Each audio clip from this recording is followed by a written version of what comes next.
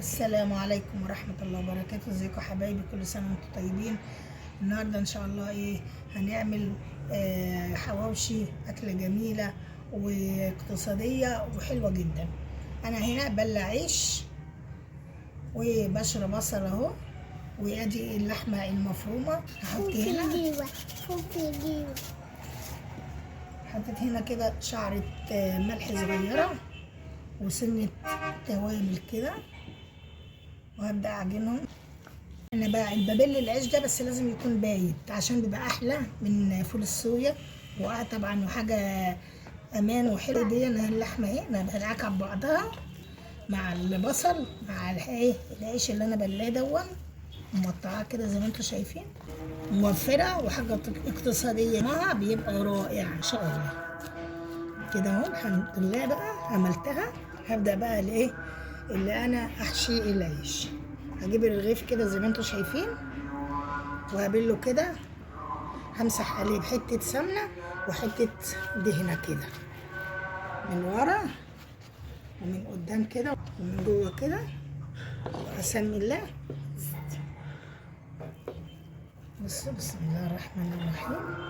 اهي كورة هنا اهي، وابدأ بقى افردها كده زي ما انتم شايفين كده اهو. بصوا حبايبي اهو كده اهو، بسم الله ما شاء الله.